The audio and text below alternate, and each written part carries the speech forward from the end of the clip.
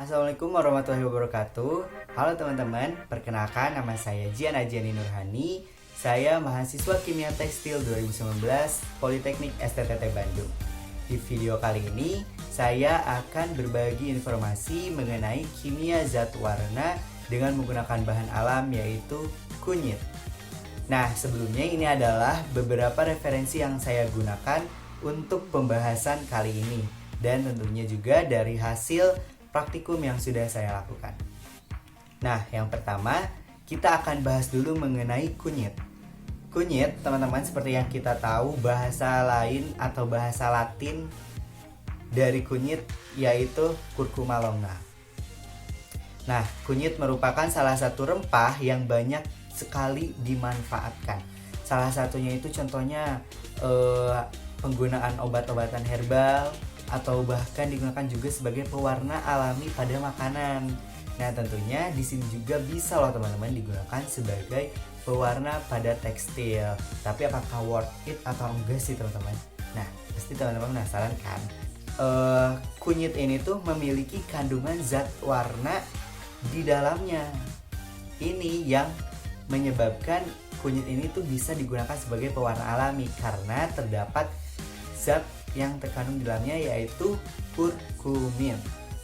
Kurkumin sendiri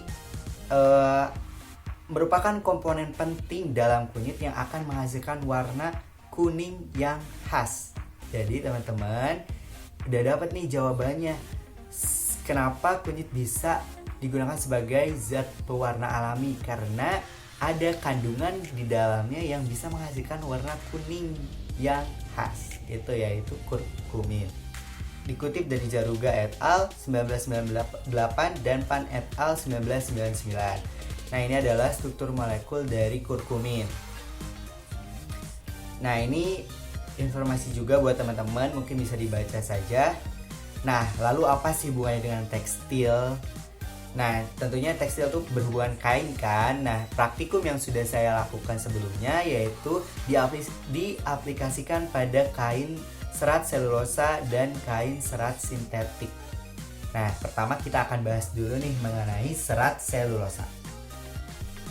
Nah, kurkumin termasuk ke dalam zat warna direct, di mana memiliki sifat yang mudah larut dalam air, sehingga teman-teman, kurkumin ini tuh bisa langsung dipakai dalam pencelupan serat selulosa, sehingga pada selulosa pun akan mudah gitu bereaksinya karena ini adalah struktur molekul dari serat selulosa ini nih.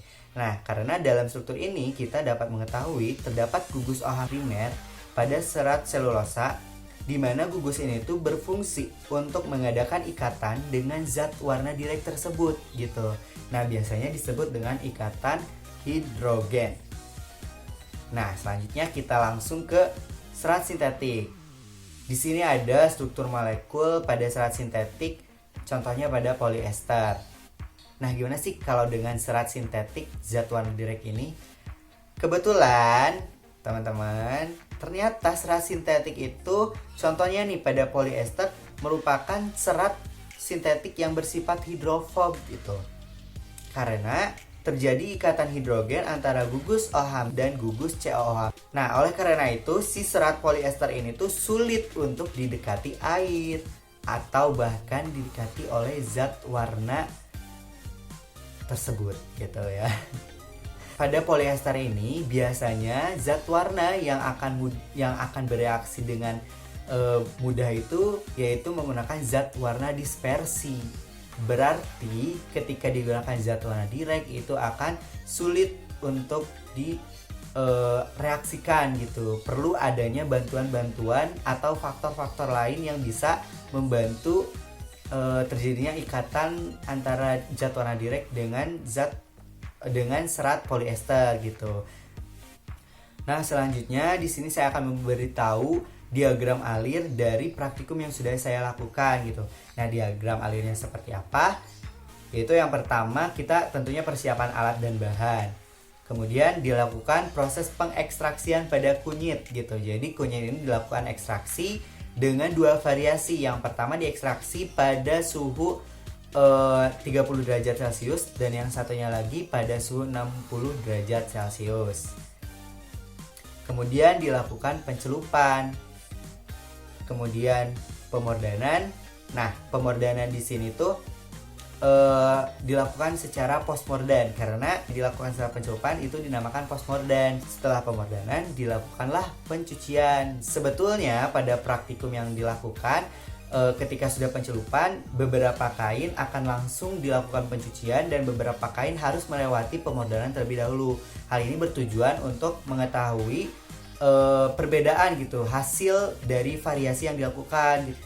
Dan yang terakhir itu pengeringan. Nah, teman-teman, untuk informasi, kalau pengeringan sendiri ketika kita menggunakan zat warna direct atau zat warna kunyit ini, khususnya kunyit ya, dia tidak tahan terhadap sinar matahari. Kenapa? Karena UV yang dihasilkan dari sinar matahari akan merusak pada struktur kunyit tersebut gitu, pada serat selulosanya, sehingga warnanya nanti akan pudar dan berubah gitulah ya warnanya.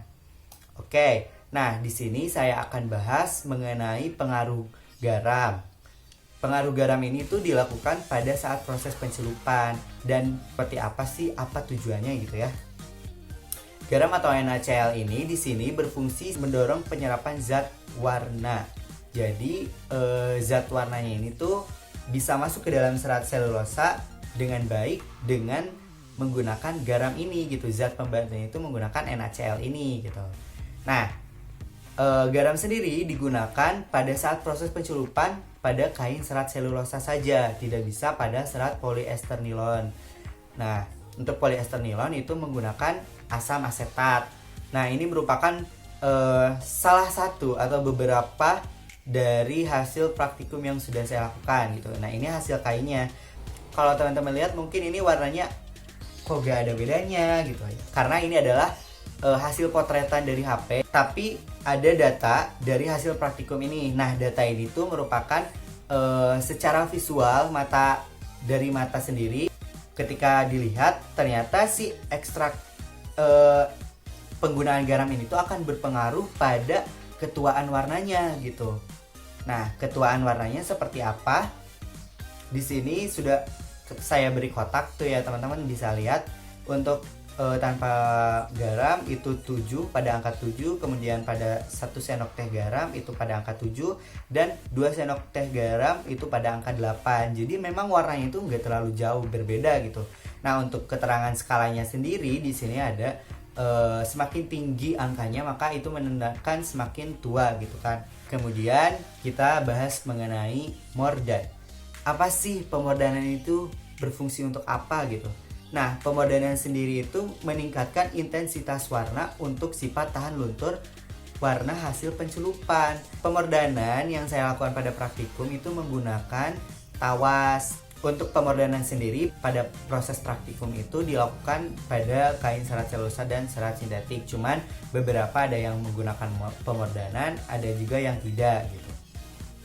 Nah, di sini ada data hasil praktikumnya langsung ya, karena kalau gambar pasti akan banyak. Nah, di sini ada data hasil praktikumnya. Jadi teman-teman, kalau di sini secara kesimpulan ya, kita bisa tahu kalau misalkan pemordanan ini tuh akan mengaruh pada warna dan kerataan warnanya gitu. Nah, intensitas warnanya itu kuning, semuanya intensitasnya kuning. Cuman ada yang kuning muda, kuning tua seperti itu. Tapi rata-rata hasil yang didapatkan oleh saya itu kuning.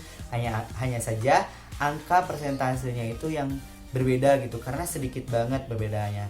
Nah, teman-teman, ini adalah data hasil praktikum dari ketahanan lunturnya gitu. Nah, ketahanan luntur ini tuh diketahui dari dilakukannya uji gosok. Ada uji gosok kering dan uji gosok basah.